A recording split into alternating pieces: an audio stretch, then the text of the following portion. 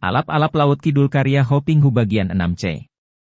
Semenjak itu kalau bermain di tepi laut, Aji bersilat menirukan gerakan burung alap-alap.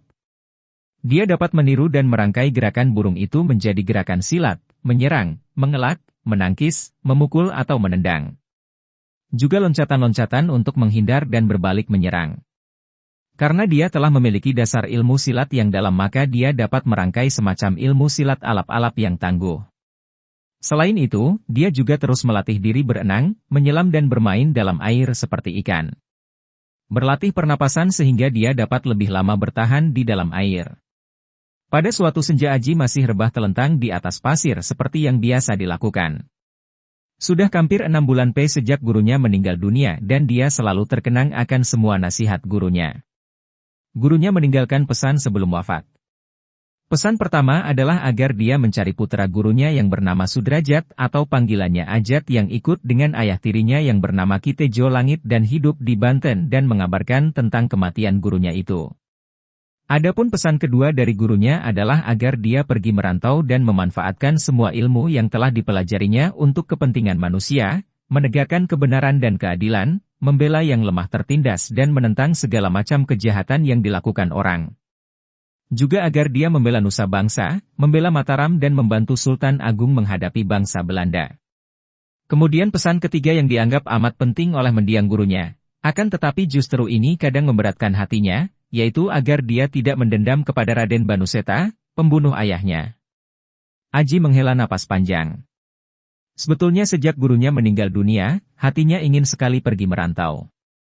Dia pun ingin mencari kakaknya, putra ayahnya yang bernama Hasanuddin, selain untuk mengabarkan tentang kematian ayahnya, juga untuk membujuk kakak tirinya itu agar tidak membenci ayah mereka.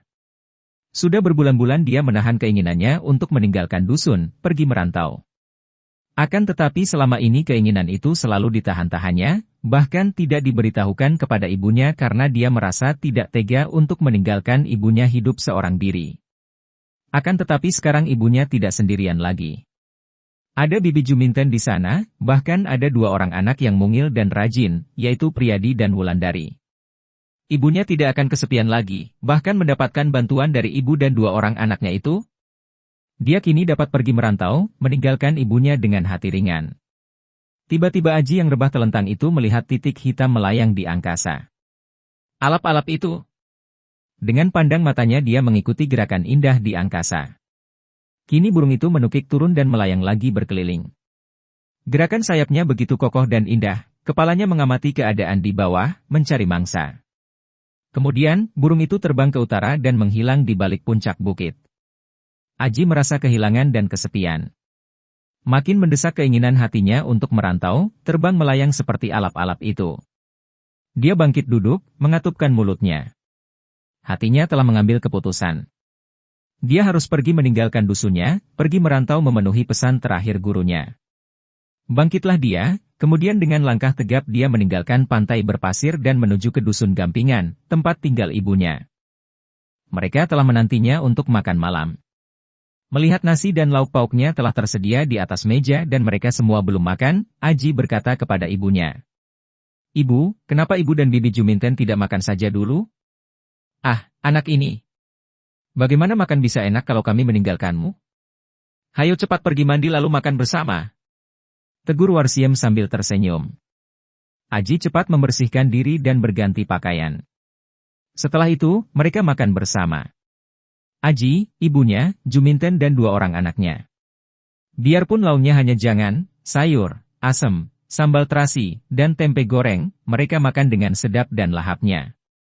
Sehabis makan, minum air kendi juga terasa segar dan sejuk. Kita akan selalu dapat menikmati apa yang ada pada kita dan bersyukur atas semua berkah yang dilimpahkan Gusti Allah kepada kita kalau saja kita tidak dikuasai nafsu angkara murka. Nafsu akan selalu menggoda kita, menimbulkan keinginan untuk menjangkau yang lebih sehingga apa yang ada pada kita tidak akan tampak cukup dan menyenangkan. Nafsu keinginan untuk mendapatkan yang lebih, melenyapkan kebahagiaan, melenyapkan kenikmatan saat ini, mendatangkan kekecewaan dan penasaran, menimbulkan rasa iba diri dan duka. Berbahagialah orang yang dapat menerima dan menikmati segala macam keadaan di mana dirinya berada dan mengucapkan puji syukur atas berkah yang Maha Kasih. Kalau kita mengerahkan pandangan kita ke bawah, kita akan melihat betapa banyaknya orang yang keadaannya lebih payah daripada kita, mereka yang lebih miskin daripada kita, mereka yang sedang sakit, mereka yang sedang kacau rumah tangganya, mereka yang sedang berduka cita karena kematian atau mengalami musibah. Melihat semua yang berada di bawah kita itu akan menyadarkan bahwa sesungguhnya kita sepatutnya memuji syukur dan berterima kasih kepada Gusti Allah atas segala berkah-Nya. Sebaliknya kalau kita memandang ke atas, kita akan melihat orang-orang yang lebih kaya, lebih tinggi kedudukannya, tampaknya lebih senang dan lebih berbahagia dari kita. Melihat semua yang berada di atas kita itu akan timbul rasa iri hati dan iba diri dan membuat hidup ini tampak mengecewakan. Kenyataannya adalah, betapapun tinggi keadaan kita, pasti ada yang lebih tinggi dan betapapun rendahnya keadaan kita, ada yang lebih rendah. Orang yang berjalan menunduk akan melihat segala halangan dan rintangan, akan menjadi waspada. Sebaliknya kalau berjalan sambil memandang ke atas, kita mudah tersandung dan terjatuh. Setelah mereka selesai makan dengan nikmatnya karena mensyukuri keadaan seperti apa adanya. Aji mengajak ibunya bicara berdua saja dalam kamar ibunya. Juminten dan 2 orang anaknya berada di serambi depan. Janda yang tahu diri ini sengaja menjauhkan diri agar tidak mengganggu percakapan ibu dan anak itu. Ibu tentu masih ingat akan pesan terakhir dari mendiang Eyang Guru Ki Tejo Budi kepadaku dulu. Aji memulai. Warsiem memandang wajah putranya. Pesan mana yang kau maksudkan? Eyang Guru berpesan agar aku pergi merantau, mencari putranya yang bernama Sudrajat. Kemudian aku harus berjuang membela nusa dan bangsa, membantu Kanjeng Sultan Agung. Juga aku ingin mencari kakak tiriku, putra ayah yang bernama Hasanuddin itu. Warsiem mengeritkan alisnya. Akan tetapi dia mengancam ayahmu dan hendak membunuhnya. Justru itulah sebabnya mengapa aku harus menemuinya, Ibu. Aku ingin menyadarkan kakakku itu dari kesalahannya, menyadarkan bahwa ayah tidak bersalah, bahwa ayah meninggalkannya karena terpaksa keadaan. Ikuti terus kisah Alap-Alap Laut Kidul bagian selanjutnya di jam yang sama dengan cara klik subscribe dan juga loncengnya, agar Anda selalu mendapatkan notifikasi jika channel YouTube ini mengupload video berita terbaru.